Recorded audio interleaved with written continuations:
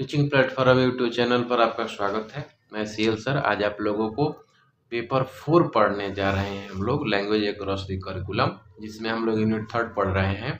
तो आज हम लोग एक अच्छा टॉपिक लेकर हम आपके सामने हाजिर हैं। Learning language and learning through language, यानी कि भाषा अधिगम और भाषा के माध्यम से अधिगम। ये बहुत ही अच्छा टॉपिक है आप लोगों को परीक्षा की दृष्टि से कि भाषा अधिगम क्या है और भाषा के माध्यम से अधिगम, दोनों में क्या अंतर है। तो शिक्षा की प्रक्रिया में भाषा केवल संवाद का साधन नहीं है, यानी कि बातचीत का साधन ही नहीं है, क्या है, बल्कि सीखने का प्रमुख आधार है। क्योंकि भाषा के माध्यम से ही हम लोग कोई भी ज्ञान अर्जित करते हैं। भारतीय राष्ट्रीय शिक्षा नीति 2020 में भी भाषा को सीखने का माध्यम और सीखने का विषय दोनों रूप में स्वीकार करती है कि हम लोग को भाषा अनिवार्य रूप से जरूरी है। एनईपी 2020 में भी ये कहा गया है।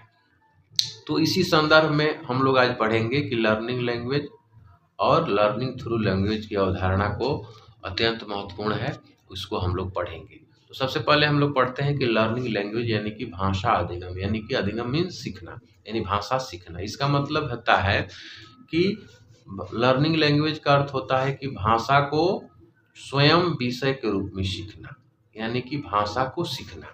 यानी कि हम लोग भाषा कोई भी सीखते हैं तो वो होता है हमारा लर्निंग लैंग्वेज।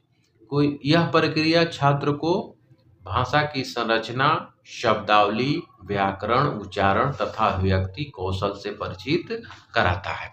तो हम इसके बारे में पढ़ते हैं भाषा अधिगम में। भाषा अधिगम का मुख्य उद्देश्य क्या होता है कि भाषा को सीखना। क्योंकि कोई भी हम ज्ञान को प्राप्त करेंगे तो सबसे पहले हम लोग को भाषा को सीखना होगा। अगर भाषा हम सीख जाएंगे तभी हम कोई भी आप ज्ञान अर्जित कर सकते हैं। तो मुख्य उद्देश्य इसका क्या होता है भाषा अधिगम का? सुनना, बोलना, पढ़ना और लिखना, ये भाषा कौशल है। इस कौशल का विकास हो जाए और शब्द भंडार बढ़ाना, व्याकरणिक शुद्धता लाना और विचारों को स्पष्ट रूप से व्यक्त करना, ये भाषा अधिगम का क्या होता है? उद्देश्य होता है। यानी कि जैसे एग्जाम्पल के तौर पर हम लोग देखेंगे कि हिंदी की मात्राएं सीख रहे हैं तो ये हमारा भाषा अधिगम हुआ। अंग्रेजी में टेंस पढ़ रहे हैं, ग्रामर पढ़ रहे हैं, निबंध पढ़ रहे हैं, पत्र लेखन कर रहे हैं, तो ये हमारे क्या होता है? भाषा अधिगम के अंतर्गत आता है। यहाँ भाषा स्वयं क्या है? अध्ययन का विषय होता है, यानी कि हम स्टडी करते हैं तो भाषा सीखते हैं। इसका क्या महत्व है? तो शैक्षिक रूप में इसका महत्व है कि संप्रेषण क्षमता विकसित होती है, यानी कम्युनिकेशन, बातचीत करने का वो क्षमता विकसित होती है। हम अपनी बातों को किसी के द्वारा को सुना सकते हैं और कोई भी बात अगर बात को कहता है तो उसे हम समझ सकते हैं। तो संप्रेषण की क्षमता विकसित होता है, आत्मविश्वास बढ़ता है भाषा अधिगम करने से, सामाजिक सहभागिता में सुधार होता है, हम सामाजिक रूप में बढ़ चढ़ के भाग लेते हैं, उच्च शिक्षा के लिए आधार तैयार होता है। अगर हम हायर एजुकेशन के लिए जाएंगे तो भाषा कहीं ना कहीं हमको सहयोग करती है शिक्षा ग्रहण करने में। तो ये हमारा हुआ भाषा अधिगम। और हम लोग पढ़ेंगे, अब नेक्स्ट पढ़ेंगे कि learning through language. Learning through का मतलब कि भाषा के माध्यम से सीखना, यानी कि सबसे पहले हम भाषा को सीखेंगे और भाषा जो ही सीख जाएंगे तो उसी भाषा के द्वारा हम अगर कोई ज्ञान अर्जित कर रहे हैं तो होता है भाषा के माध्यम से सीखना। इसका मतलब होता है कि भाषा के माध्यम बनाकर अन्य विषयों का ज्ञान प्राप्त करना। अगर हम कोई भी नॉलेज प्राप्त करते हैं, गणित पढ़ते हैं, संस्कृत पढ़ते हैं, विज्ञान पढ़ते हैं, भूगोल पढ़ते हैं, तो वो हम कहीं ना कहीं किसी भाषा का माध्यम बनाकर सीखते हैं, तो वही हमारा हुआ लर्निंग थ्रू लैंग्वेज। इसमें भाषा उपकरण की भूमिका निभाती है।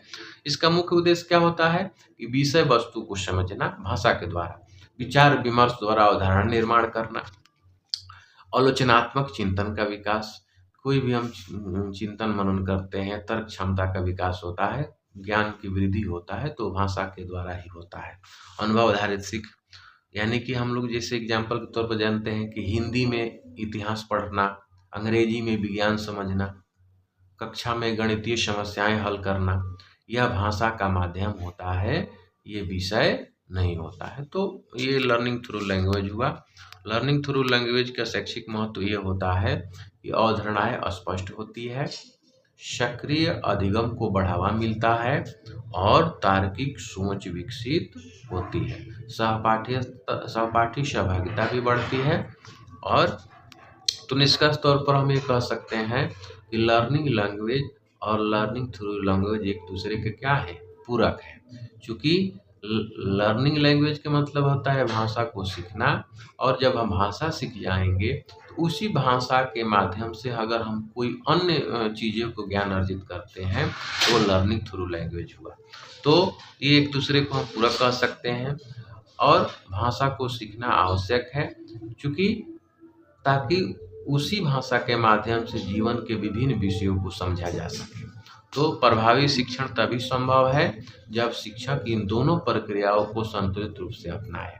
हम शिक्षक को क्या जरूरी है कि सबसे पहले बच्चे को भाषा अधिगम कराए, और भाषा अधिगम करने के बाद यानी कि लर्निंग लैंग्वेज कराए, और जब ही भाषा अधिगम बच्चा पारंगत हो जाए तब वो लर्निंग थ्रू लैंग्वेज यानी उसी भाषा के माध्यम से अन्य भाषाओं को ज्ञान कराया जाए। तो इसी तरह का हम लोग को आप टॉपिक पढ़ने के लिए हमारे चैनल्स को सब्सक्राइब करें और लाइक करें। धन्यवाद।